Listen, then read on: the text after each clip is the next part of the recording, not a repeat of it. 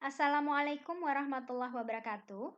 Saya Ferry Lusviana Widiani, staf pengajar dari program studi gizi program sarjana Universitas Respati Yogyakarta. Pada kesempatan kali ini saya akan menyampaikan materi terkait dietetika bedah. Jadi pada video kali ini kita akan membahas penatalaksanaan diet pada kondisi bedah secara umum. Jadi bukan bedah digesti. Kalau bedah digesti nanti akan kita bahas di video yang berbeda. Baik, kita mulai saja untuk materi dietetika bedah. Baik, pada slide ini kita akan membahas terlebih dahulu terkait dengan definisi dan tujuan dari dietetika bedah atau dietetika pada kondisi perioperatif. Kita bisa melihat pada slide bahwa dietetika bedah diartikan sebagai pengaturan makan pada pasien dalam kondisi prabedah atau kondisi preoperasi hingga pasca bedah atau kondisi post-operasi. Kita bisa ingat kembali bahwa arti dari kata diet itu adalah pengaturan makan.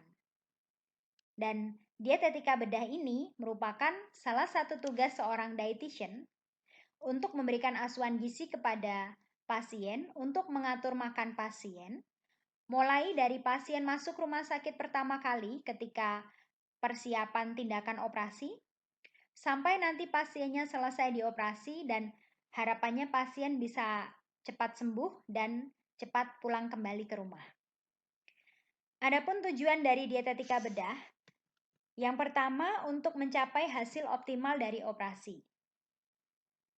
Kemudian yang kedua, mengurangi morbiditas operasi. Ini diantaranya bisa menurunkan tingkat infeksi pada luka, atau bisa kita katakan sebagai pencegahan jangan sampai tingkat infeksinya menjadi lebih parah. Kemudian mempercepat penyembuhan luka dan mencegah timbulnya sepsis atau infeksi sistemik pada pasien. Nah, mengapa kita sebagai seorang dietitian perlu melakukan pengaturan makan atau pemberian diet pada pasien dalam kondisi pembedahan?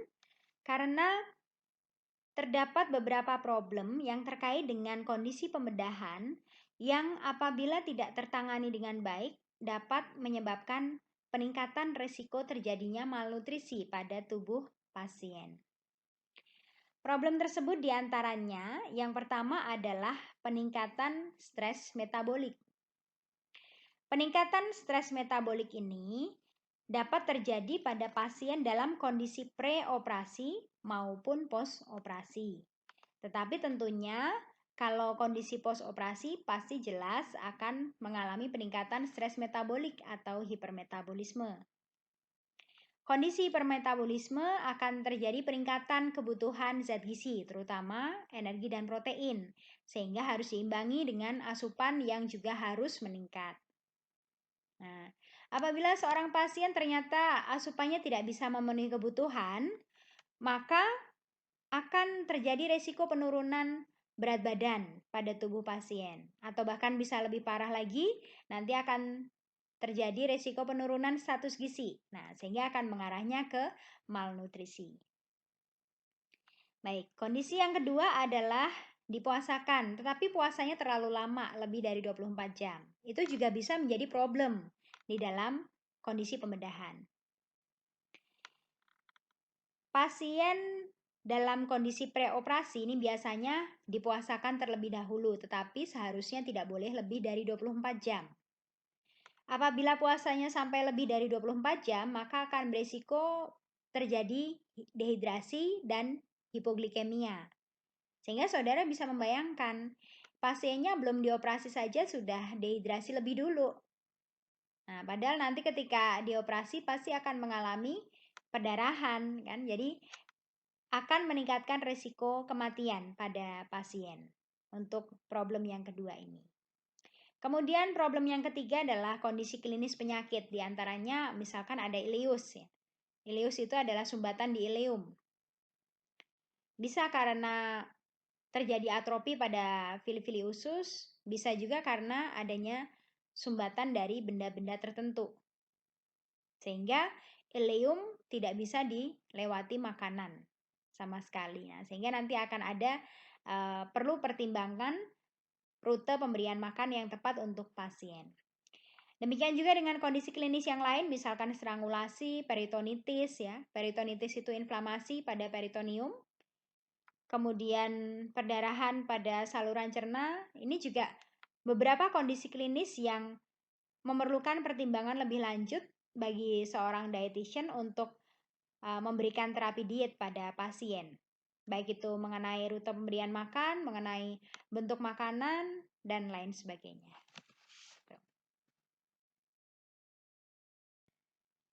Pada slide ini, kita bisa melihat bahwa status gizi preoperasi pasien akan sangat menentukan bagaimana kondisi postoperasinya.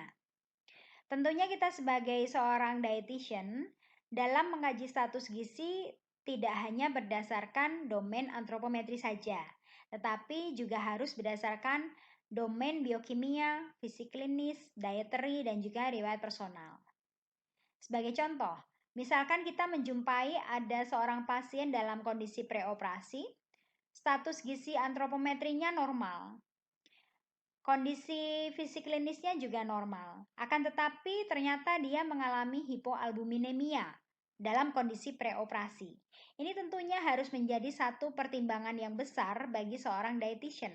Bagaimana caranya kita membantu supaya kadar albuminnya itu bisa naik sebelum dioperasi, sehingga harapannya nanti ketika di kondisi post operasinya pasien bisa menjadi lebih baik lagi gitu.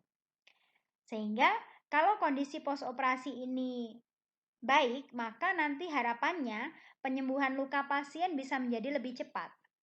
Kemudian daya tahan terhadap infeksi bisa menjadi lebih besar sehingga terjadi pencegahan terhadap infeksi lebih lanjut begitu.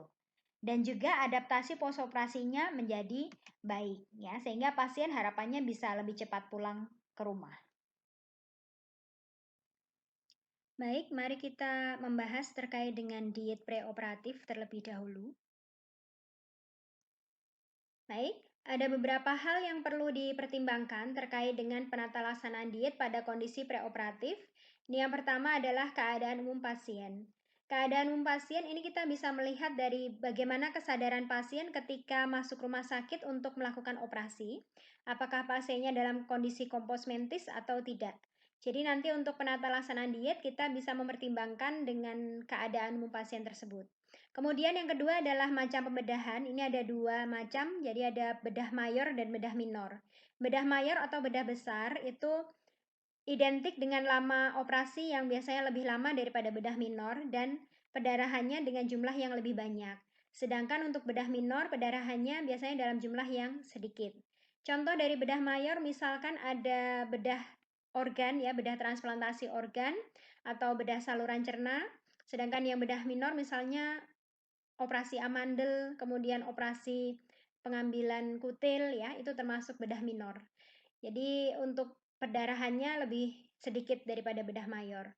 Kemudian sifat operasi ini ada dua macam, ada operasi sito atau operasi yang darurat, urgent ya. Kalau operasi satunya adalah sifat operasi satunya adalah operasi elektif ya. Jadi bedah sito itu adalah yang urgent, tidak memberikan kesempatan untuk pasien diberikan penata laksanaan diet pada kondisi preoperasi, langsung masuk kamar operasi untuk segera dioperasi. Sedangkan yang bedah elektif ini memberikan jeda waktu untuk pasien dapat diberikan penata laksanaan diet pada kondisi preoperasi. Kemudian yang macam penyakit ini juga mempengaruhi bagaimana penata laksanaan diet preoperasi. Nah, jadi untuk diet preoperasi ini tidak selalu TETP ya, tergantung dari macam penyakitnya terlebih dahulu.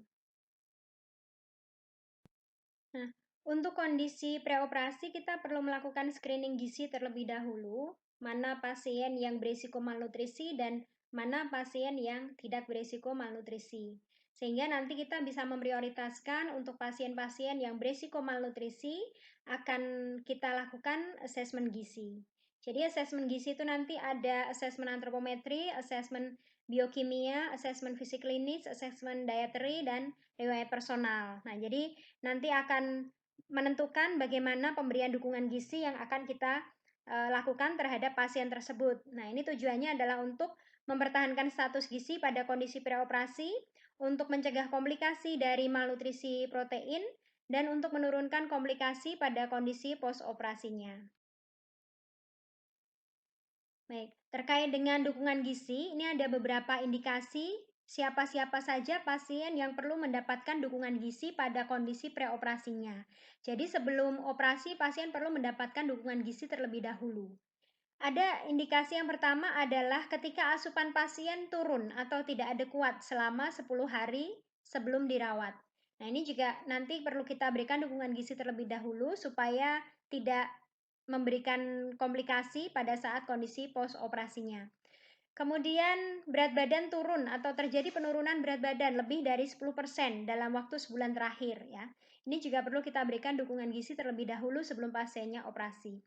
Kemudian kadar albumin. Nah, jadi untuk dukungan gizi ini perlu kita berikan kepada pasien dari hasil assessment yang ternyata kurang baik ya, tidak hanya dari segi antropometri tetapi juga dari segi biokimia, fisik klinis, dietary, riwayat personal. Nah, terkait dengan kadar albumin, ini hasil dari assessment biokimia dari hasil laboratorium ternyata kurang dari 3 gram persen. Artinya pasien ini mengalami hipoalbumin severe atau hipoalbumin yang parah ya. Sehingga harus kita berikan dukungan gizi terlebih dahulu. Harapannya supaya ketika pasiennya dioperasi atau bahkan ketika kondisi postoperasi nanti tidak menyebabkan komplikasi. Kemudian prognosis nutritional index ini rendah hasilnya, ini juga berarti pasiennya memerlukan dukungan gizi. Baik, untuk tipe dukungan gizi pada kondisi preoperasi ini yang bisa kita berikan adalah nutrisi enteral dan nutrisi parenteral. Jadi namanya dukungan gizi pasti bukan prosedur yang pokok, bukan prosedur yang biasanya diberikan. Kalau prosedur yang biasanya diberikan kalau kondisi normal kan lewat oral ya, nutrisi oral, lewat mulut. Tetapi ternyata kondisinya berbeda. Pasien ini memerlukan dukungan gizi yang kita bisa berikan dari nutrisi enteral dan nutrisi parenteral. Untuk bagian ini nanti akan dijelaskan pada pertemuan yang terpisah terkait dengan nutrisi enteral parenteral, tapi pada prinsipnya untuk pemberian nutrisi enteral dan parenteral itu dibedakan berdasarkan bagaimana fungsi dari saluran cernanya. Kalau saluran cerna pasien masih bisa berfungsi dengan baik, maka masih memungkinkan diberikan nutrisi enteral. Tetapi jika saluran cerna tidak berfungsi, maka pasien akan diberikan dengan nutrisi parenteral. Jadi, pada prinsipnya untuk makanan enteral ataupun parenteral ini nanti akan melihat bagaimana fungsi dari saluran cerna pasien terlebih dahulu. Nah, jadi untuk bagian ini nanti akan dijelaskan dalam video yang terpisah. Nah, bentuk dukungan gizi dari nutrisi enteral yang pertama adalah nasogastric feeding tube atau kita biasa kenal dengan istilah NGT. Ya, jadi indikasinya adalah jika pasien tersebut memerlukan dukungan gizi kurang dari 30 hari dengan kondisi anoreksia atau penurunan nafsu makan, jika ada malnutrisi berat dan kondisinya malabsorpsi. Misalkan lambungnya ternyata berfungsi dengan baik, maka pasien dapat diberikan dengan nasogastric feeding tube ini. Makanan yang diberikan bisa dalam bentuk bolus karena nantinya masih bisa dicerna lebih lanjut di lambung.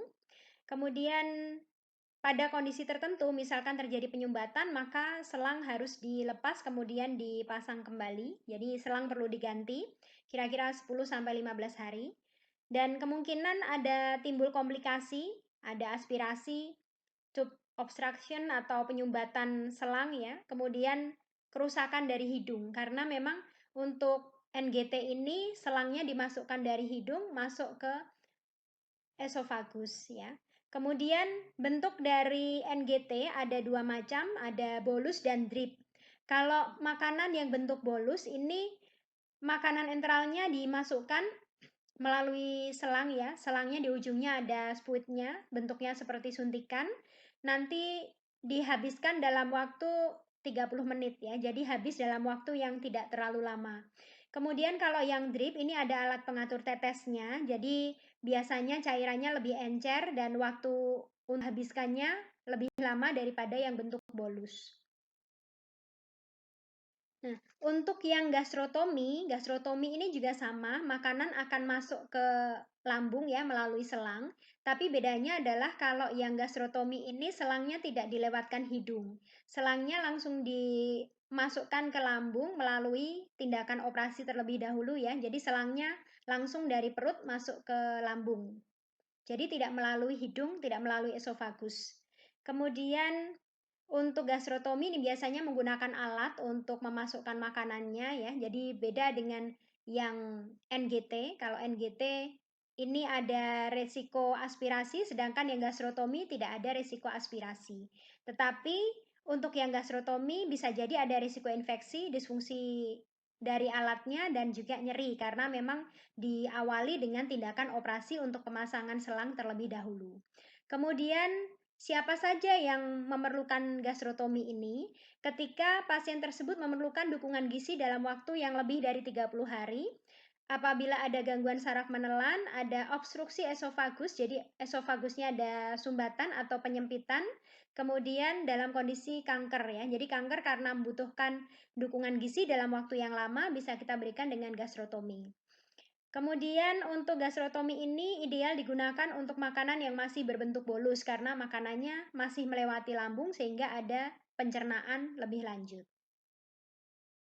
Sedangkan yang jejunostomi ini makanan akan langsung masuk ke jejunum melalui tindakan operasi juga. Jadi selangnya tidak melewati hidung, tapi melalui tindakan operasi dari perut langsung masuk ke jejunum. Jadi ini diberikan kepada pasien yang dengan dukungan gizi dalam waktu yang lama, kemudian pasien dengan pembedahan lambung dan GERD yang parah. Artinya, pada jejunostomi ini dilakukan operasi terlebih dahulu untuk memasukkan selang langsung masuk ke jejunum. Jadi makanan tidak melalui lambung, sehingga makanan tidak diperbolehkan dalam bentuk bolus. Kenapa demikian? Karena makanan langsung masuk ke jejunum artinya makanan tersebut harus langsung bisa diserap oleh tubuh ya. Jadi beda dengan yang tadi gastrotomi maupun NGT. Kalau gastrotomi maupun NGT karena masih melewati lambung, masih ada pencernaan ulang sehingga boleh makanan dalam bentuk bolus. Masih mengandung zat yang kompleks ya, zat gizinya masih kompleks, ada karbohidrat, masih ada protein, lemak. Tapi ketika sudah jejunostomi maka harus sudah dalam bentuk zat gizi yang sederhana. Glukosa, kemudian asam amino, ya, peptida itu sudah harus langsung bisa diserap oleh usus. Kemudian jejunostomi ini juga resiko aspirasinya kecil dibandingkan gastrotomi maupun yang NGT. Nah, jadi kesimpulannya untuk kondisi preoperasi ini kita menyesuaikan bagaimana jenis, indikasi, dan lama pemberian dietnya pada kondisi preoperasi tersebut. Jadi ada prabedah sito tadi yang urgent, yang darurat, operasi yang darurat, maka tidak diberikan diet apapun pada kondisi preoperasi. Bagaimana bisa kita memberikan diet wong pasiennya saja langsung masuk kamar operasi untuk dioperasi ya. Kemudian yang prabedah elektif minor ini ada jeda waktu tapi sebentar ya. Jadi untuk kondisi bedah elektif yang minor ini pasien akan dipuasakan 4-5 jam misalkan pada operasi amandel ya tonsilektomi dan H-1 ini diberikan diet rendah sisa. Kemudian yang prabedah elektif mayor ini yang bedah besar tadi itu ya yang resiko pendarahannya lebih banyak maka puasanya juga harus lebih lama. Biasanya 12-18 jam ya. Tergantung apakah itu bedah digesti atau bedah non digesti. Untuk syarat diet preoperasi, ini tadi sudah saya sampaikan di depan bahwa untuk diet preoperasi tidak selalu TETP. Tergantung dari bagaimana kondisi pasien, bagaimana status gizi pasien, dan bagaimana macam penyakitnya. Ya, jadi energinya sesuai kebutuhan, tidak harus energinya tinggi. Kemudian protein juga normal. Ini tergantung dari bagaimana status gizi pasien. Kalau status gizi pasien kurang, maka energi bisa diberikan tinggi, protein juga bisa diberikan tinggi. Tergantung dari usianya ya. Jadi kalau misalkan pasiennya dewasa membutuhkan proteinnya tinggi, berarti harus lebih dari 1 gram per kilogram berat badan per hari. Kalau pasiennya anak-anak menyesuaikan. Kalau pasiennya bayi berarti lebih dari 2,5 gram per kilogram berat badan per hari untuk protein tinggi. Untuk anak balita itu kebutuhannya adalah lebih dari 2,0 gram per kilogram berat badan per hari. Remaja berarti kebutuhannya adalah lebih dari 1,5 gram per kilogram berat badan per hari. Sedangkan lansia, maka karena kebutuhannya normal adalah 0,8 gram per kilogram berat badan per hari, maka ketika kita ingin memberikan diet protein tinggi, bisa diberikan lebih dari 0,8 gram per kilogram berat badan per hari, tetapi tidak lebih tinggi dari 1 gram per kilogram berat badan per hari. Ya, jadi itu untuk syarat diet preoperasi untuk energi dan protein. Sedangkan untuk lemak dan karbohidratnya cukup sesuai kebutuhan pasien. Lemak bisa kita berikan 20-25% dari total kebutuhan energi. Karbohidrat adalah sisa dari kebutuhan energi total. Vitamin dan mineral kita berikan dalam jumlah yang cukup sesuai dengan bagaimana kondisi pasien. Kemudian juga rendah sisa, ini untuk meminimalkan komplikasi terkait dengan asidosis maupun alkalosis. Baik, kita lanjutkan untuk penata laksanaan diet pada kondisi pasca bedah atau post operatif. Baik, setiap pasien yang selesai menjalani tindakan operasi atau pembedahan pasti akan melalui fase-fase seperti yang tercantum di slide ini. Yang pertama adalah fase F atau kita mengenalnya sebagai fase shock. Kenapa pasiennya bisa shock selesai dioperasi? Karena pada saat dioperasi pasien akan kehilangan darah dengan jumlah yang banyak ya. Pasien akan mengalami perdarahan sehingga volume darah di tubuh pasien akan berkurang atau pasien mengalami hipovolemia. Padahal fungsi darah adalah untuk mengantarkan oksigen dan sari makanan ke salah satunya adalah otak. Jadi ketika volume darahnya berkurang, maka nanti oksigen dan sari makanan tidak sampai ke otak dan menyebabkan pasiennya akan mengalami shock. Ini biasanya dilihat dari kondisi pasien juga mengalami dehidrasi dan dokter masih akan meminta pasien untuk puasa terlebih dahulu ketika masih berada di fase F.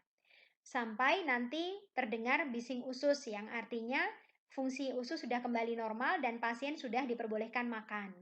Nah, kondisi ini artinya pasien sudah masuk ke fase flow atau fase katabolik. Kenapa disebut sebagai fase katabolik? Karena pada fase ini sudah terjadi katabolisme protein. Ya, kenapa seperti itu? Karena pasiennya sudah terjadi pembongkaran protein dalam jumlah yang banyak karena sudah kehabisan cadangan energi dari karbohidrat dan lemak yang tadi dihabiskan ketika pasien masih berada di fase F ya. Artinya pada kondisi fase flow ini pasien harus mengganti pengeluaran makanan atau pengeluaran energi dan protein yang meningkat dari kebutuhan yang meningkat itu tadi. Nah, jadi pada fase F dan fase flow ini kalau kita perhatikan ketika pasiennya diberikan infus juga akan berbeda dari infus yang diberikan, dari jenis infus yang diberikan. Kalau fase F ini infus yang diberikan adalah cairan resusitasi, hanya mengandung cairan dan elektrolit saja, tidak mengandung energi. Contohnya adalah ringer laktat, asering, sodium chloride atau NaCl ya, itu bisa diberikan pada fase F. Tujuannya hanya untuk merehidrasi cairan saja. Kemudian yang pada fase flow ini biasanya pasien diberikan cairan energi ya, misalnya ada dextrose dan lain sebagainya yang ada energinya. Itu pada fase flow. Sedangkan untuk fase convalesce atau fase anabolik, di sini pasien sudah mulai fase penyembuhan ya, sudah mulai masa penyembuhan, artinya pemberian diet bisa dengan energi, protein, dan zat gizi yang lebih banyak lagi untuk mempercepat penyembuhan pasien. Untuk tipe dukungan gizi yang bisa diberikan, bisa memperhatikan protein sparing effect. Ini untuk infusnya paling sedikit ya, persentasenya. Untuk partial parenteral nutrition, ini infusnya lebih banyak. Biasanya untuk pasien dengan status gizi yang kurang tingkat sedang ya. Jadi untuk pemberian parenteralnya lebih banyak daripada yang protein sparing effect. Kalau yang total parenteral nutrition ini semua kebutuhan energi, protein, zat gizi yang lain ini terpenuhi dari nutrisi parenteral atau infus ya. Jadi pasien tidak mendapatkan makanan dari oral maupun enteral. Ini kalau pemberiannya adalah TPN atau total parenteral nutrition ya. Mungkin ada baiknya juga sambil membuka materi nutrisi enteral parenteral, jadi bisa membedakan antara pemberian nutrisi enteral dengan parenteral. Nah, untuk tujuan diet post-operasi, kalau kondisinya post-operasi, pasti dietnya adalah TETP. Jadi untuk kondisi post-operasi yang tanpa komplikasi ya, itu dietnya adalah TETP. Tapi nanti ketika pasiennya ada komplikasi penyakit yang lain, tentunya diet akan menyesuaikan. Tidak harus TETP, tapi menyesuaikan dengan komplikasinya tersebut. Jadi tujuan dietnya adalah supaya status gizi pasien kembali normal, kemudian mempercepat proses penyembuhan dan meningkatkan daya tahan tubuh. Kemudian termasuk juga di situ ada mencegah infeksi lebih lanjut terkait dengan luka. Kemudian memenuhi kebutuhan gizi yang meningkat, terutama untuk energi dan protein. Mengganti kehilangan protein, glikogen, dan zat besi, sehingga nanti pemberian protein akan bisa kita naikkan. Kemudian memperbaiki ketidakseimbangan elektrolit dan cairan. Ya, ini adalah tujuan diet post-operatif. Untuk prinsip dietnya, kita bisa memberikan makanan secara bertahap. Jadi bentuknya dari cair dulu, cair jernih, kemudian naik cair kental, kemudian naik ke saring, lunak, dan biasa. Akan tetapi, untuk pemberian makanan secara bertahap ini tergantung dari macam pembedahan dan bagaimana kondisi pasiennya. Jadi kita tidak bisa menentukan berapa hari untuk pemberian makanan cair, berapa hari untuk pemberian makanan saring, tergantung dari bagaimana kondisi, terutama kondisi saluran cerna pasien ya. Dan juga macam pembedahan. Contohnya, ketika bedahnya adalah bedah digesti, bedah saluran cerna, tentunya pemberian makanan harus secara bertahap seperti ini. Apalagi kalau laparotomi ya, nanti pemberiannya harus mulai dari cair dulu. Akan tetapi kalau pembedahannya tidak ada kaitannya dengan saluran cerna, misalkan sesar ya, bedah sesar itu kan tidak ada kaitannya dengan bedah saluran cerna, sehingga pasien ketika sudah boleh makan, maka pasien boleh langsung diberikan makanan biasa. Tidak harus melalui pentahapan dari cair, saring, lunak terlebih dahulu ya. Kalau misalkan frakturnya di bagian kaki, ya, untuk operasinya adalah operasi fraktur di kaki. Berarti kondisinya pasien akan kita lihat dulu, bisa nggak makan makanan biasa atau nasi ya. Kalau bisa makan makanan biasa, berarti kita langsung bisa berikan makanan dalam bentuk biasa. Tidak perlu pentahapan dari cair, saring, dan lunak. Begitu. Nah, untuk syarat diet post-operatif, ini karena tadi sudah saya sebutkan bahwa diet untuk post-operatif yang tanpa komplikasi itu adalah TETP. Sehingga di sini terlihat dari energinya tinggi, proteinnya tinggi. Ya. Makronutrien, artinya untuk karbohidrat, lemak, protein semuanya harus terpenuhi dari diet. Kemudian protein tinggi ini kita bisa menyesuaikan. Kalau menggunakan persentase berarti lebih dari 15% karena kebutuhan protein normal kan 10-15% dari total kebutuhan energi. Sedangkan untuk ketika kita menggunakan satuan gram per kilogram berat badan berarti harus menyesuaikan usia pasien ya, seperti yang tadi sudah saya sebutkan di depan. Kemudian lemaknya cukup, ini 20-25% total kebutuhan energi dan karbohidrat adalah sisa dari kebutuhan energi total. Mikronutrien juga harus terpenuhi. Jadi tidak hanya makronutrien saja, tetapi juga mikronutrien perlu kita perhatikan berapa kandungan kalium di dalam diet yang kita berikan, berapa kandungan magnesiumnya, dan zincnya juga perlu kita perhatikan. Kenapa?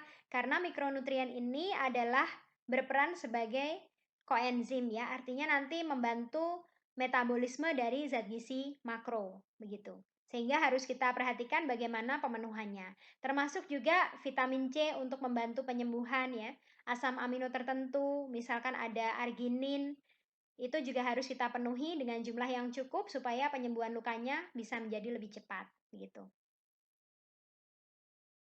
Nah, untuk pemberian nutrisi enteral pada kondisi postoperatif, kita juga perlu memperhatikan bagaimana penggunaan obat anestesi untuk pasien tersebut.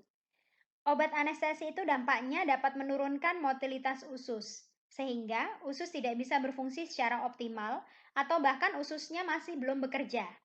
Nah, artinya kita masih harus menunggu bising usus terlebih dahulu sebelum memberikan makan. Ketika bising usus sudah terdengar, baru kita bisa mempertimbangkan untuk pemberian nutrisi enteral. Nutrisi enteral dapat diberikan segera dalam 24 jam pertama, tergantung dari bising ususnya pasien. Kemudian Pemberian nutrisi enteral ini juga tidak bisa langsung ketika pasiennya sudah terdengar bising usus lalu kita bisa memberikan nutrisi enteral dalam jumlah yang banyak sekaligus. Tetapi harus ada pentahapan ya. Ini namanya adalah feeding test atau tes makan. Jadi kita bisa memberikan mulai dari 15 ml per jam terlebih dahulu dengan memperhatikan bagaimana osmolalitas cairan. Kita bisa melihat apakah residu lambung masih ada ataukah habis ketika diberikan per 15 ml per jam. Ketika residu lambung tidak ada, artinya lambung bisa berfungsi dengan normal, sehingga kita bisa menaikkan pemberian nutrisi enteral secara bertahap. Ya.